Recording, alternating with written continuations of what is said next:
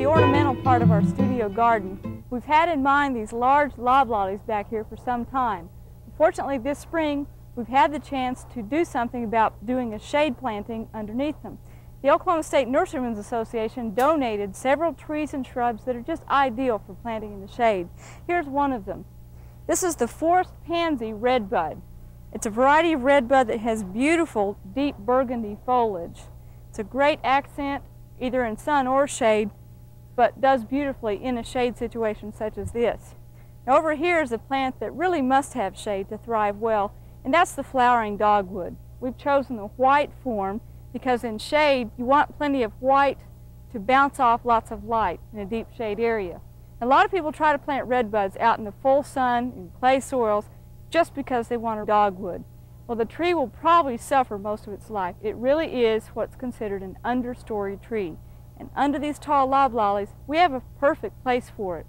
Well, speaking of plants that are grown as an accent or as a color contrast, here's some silver mist monkey grass. Now this is a very fine textured monkey grass. It has nice variegation of bright white and deep green, and from a distance has sort of a silvery appearance to it. So we've got this in for the beginning of a border around some of our shrubs. Back behind me is some standard large monkey grass. Some people call it mondo grass or liriope. I just took divisions of this from my dad's garden down in Muskogee, and we'll fill in around the beds as time allows us. Now in here we've planted some shrubs that are shade tolerant. Right here is some nandina. Now, this is a compact form. It's never going to get more than maybe 2.5 feet high. Up ahead of me is another form of dwarf nandina. This one's called Moon Bay variety. Very, very compact. And this foliage is red in the spring, and in the fall it will turn a deep red again. Very nice color. Without having flowers around, you still have some color in the garden. And nandina is one plant that you can plant in sun or shade. It will tolerate either situation. In fact, I've seen it planted between a brick wall and a sidewalk in the south-facing part of the home, and it's done beautifully. So if you need a tough shrub, try nandina. Back here is a shrub that's not so tough here in Oklahoma. This is called the gold dust plant, or Japanese aucuba, and it comes in two forms, either a straight green foliage or with yellow splatters. And this is the form most people choose to plant. And normally we see this planted in small courtyard gardens around Oklahoma where it can be blocked from the wind. We've planted it in among these nandinas. Hopefully they'll break a little bit of the wind, and these pines offer some protection. You see, the aucuba is a broadleaf evergreen, so these nice broad waxy leaves are going to have to make it through the winter time. And with our cold drying winds in Oklahoma, that can spell doom for it. So we like to have it in as a protected spot as possible. Against the east wall of a house is a great place, or the north wall, as long as you protect it from the drying winter winds. Make sure it gets plenty of water both summer and winter. Now the aucuba will probably reach an ultimate height of around 4 feet here in Oklahoma. In the southern states it would get a little bit taller, just because they have a more mild season than we have here, and a much longer growing season. This last shrub is called caria, Japanese caria.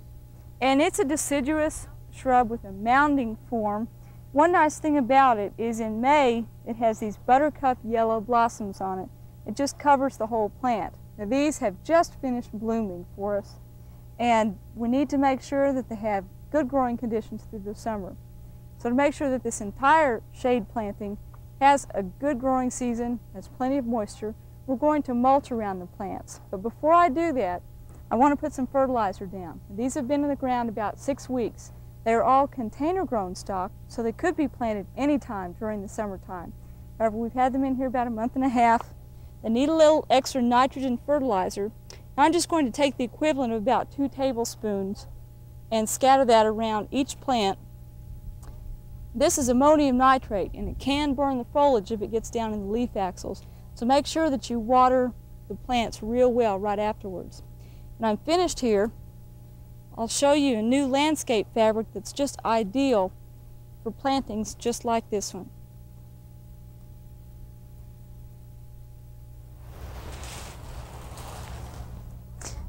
A light watering such as that will help firm down the soil where we've been weeding this morning, and it'll quickly wash in that ammonium nitrate. However, with the type of landscape material we're using, you could have put ammonium nitrate on top of it. It probably would have washed down in. However, with a granular phosphorus or potassium, that would need to be in the soil already. Well, this is landscape fabric. Now, there are many forms of landscape fabric. Some of them are clearly interwoven threads of plastic. This, however, is a spun-bonded polyester. This is called Typar. It's made by the same folks who make Remay that we've used a lot on the show. And the whole idea is that it's an improvement on the black plastic landscape mulch that a lot of people have used in the past because it's breathable.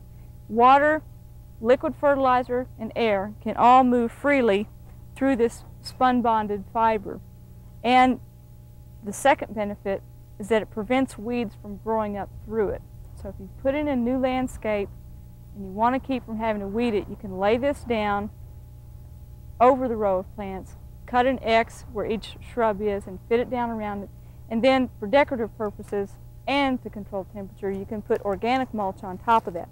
Now this is some mulch that was donated to us by the power company. They've been trimming in the area, and that's available in your community too. If they've been doing a lot of trimming, they're always happy to be able to dump it somewhere. It's fairly coarse, and so from the ornamental aspect, it'll look fine around our aucubas and nandinas because they're a fairly good-sized shrub. However, around our fine textured monkey grass, we ran some of this mulch through our chipper shredder and ground it up even finer. A good contrast is if you're choosing mulches to put around plants, you wouldn't want to choose big pine bark nuggets, for instance, around monkey grass. It would look inappropriate. So size your mulch according to the texture of your foliage. Well, I'm going to get started laying down this landscape fabric, then we'll put on the organic mulch, and these plants should be set to weather any hot, dry weather through the summertime. Now, the landscape fabric we're using comes in 3-foot rolls, and so we've laid it out in strips and overlapped it about 4 inches on each one just to make sure that the weeds are blocked out.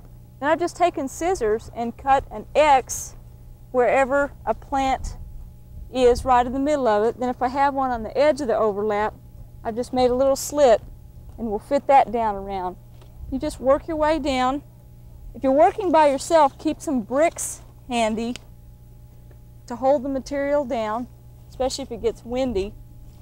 Then once you get the mulch down, you can take the bricks away.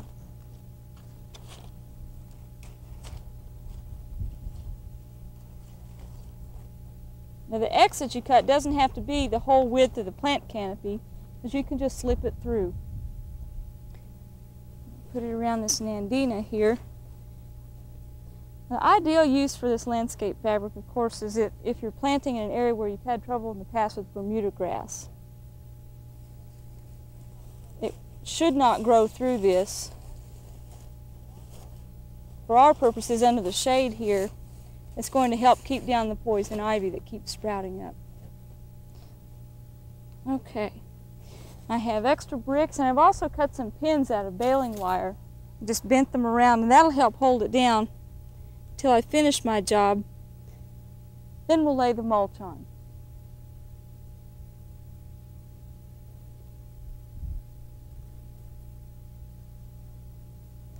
I'm just finishing up about a 2-inch layer of mulch around all these plants. Now these 3 pines that they're growing under are rather old loblollies. 2 of them are still quite healthy, but the 3rd one died last summer.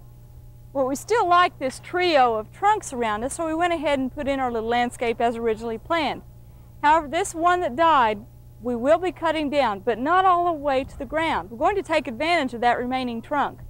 We'll probably cut it back to about an 8-foot tall trunk or 8-foot tall stump that remains. The tree will die back, it won't sprout back, but it'll give us the opportunity to train some vines up on that and still give us the illusion of 3 tree trunks here. Well, in managing plants that are covered with landscape fabric, as I mentioned before, you can still water through them.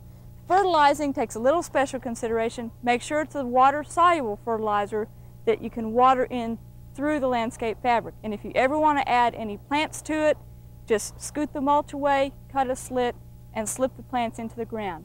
Otherwise, it should be very carefree. Well, when I finish this up, I have a little extra work to do over in the tomato patch.